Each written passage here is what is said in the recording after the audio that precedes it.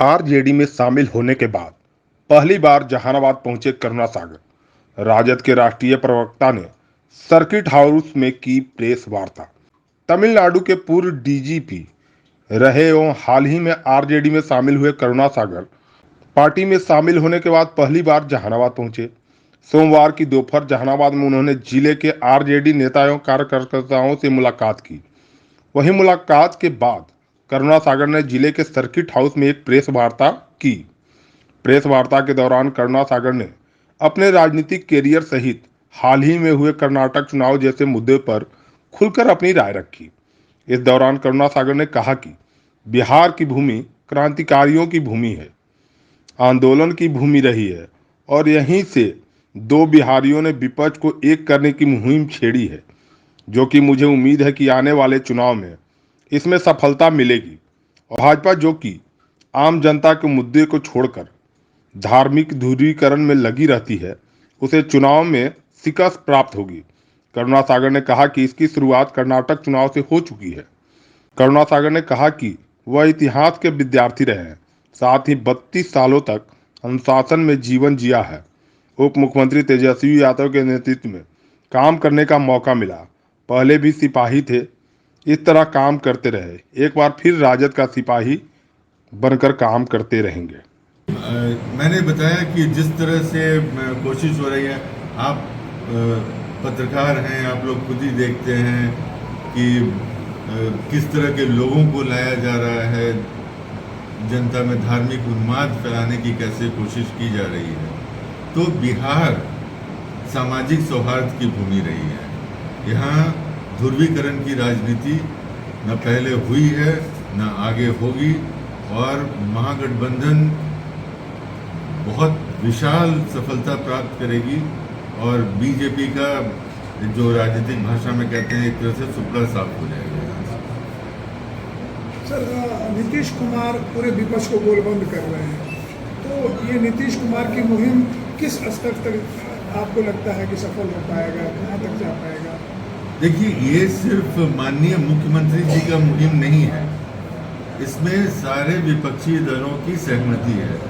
आप देख रहे होंगे कि एक के बाद एक वो सभी विपक्षी दल से मिल रहे हैं और सभी लोगों से समर्थन प्राप्त हो रहा है, सभी लोग एक साथ जुड़ रहे हैं। अब देखिए, भारत बहुत बड़ा देश है और बहुत सारे क्षेत्रीय पार्टियां हैं, तो आपको एक प्लेटफॉर्म पर लाने के लिए सबसे पहले तो एक कोशिश करनी पड़ेगी।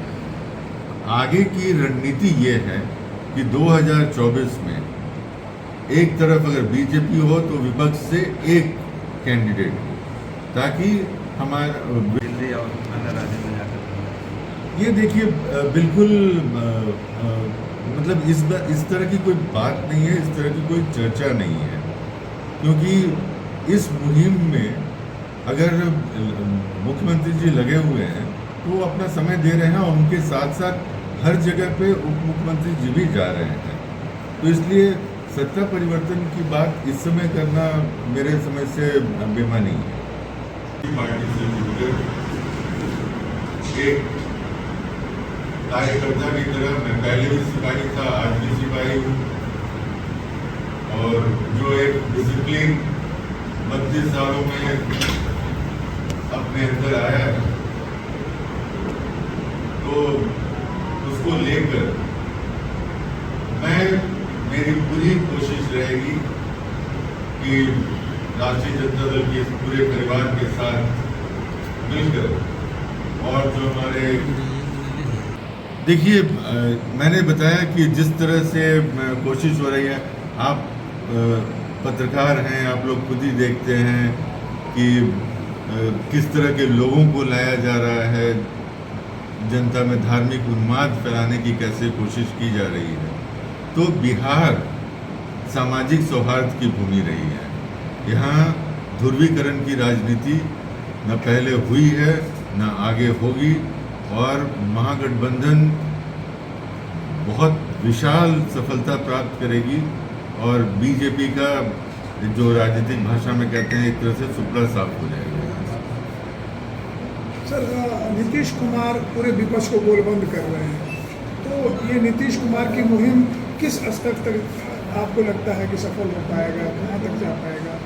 देखिए, ये सिर्फ माननीय मुख्यमंत्री जी का मुहिम नहीं है, इसमें सारे विपक्षी दलों की सहमति है। आप देख रहे होंगे कि एक के बाद एक वो सभी विपक्षी दल से मिल रहे हैं और सभी लोगों से समर्थन प्राप्त हो रहा है, सभी लोग एक साथ जुड़ रहे हैं। अब देखिए, भारत बहुत बड़ा देश है और बहुत सारे क्षेत्रीय पार्टियां हैं, तो आपको एक प्लेटफॉर्म पर लाने के लिए सबसे पहले तो एक कोशिश करनी पड़ेगी। आगे की रणनीति ये है कि 2024 में एक तरफ अगर बीजेपी हो तो विपक्ष से एक कैंडिडेट हो, ताकि हमारे विपक्ष के वोटों का बंटवारा ना हो।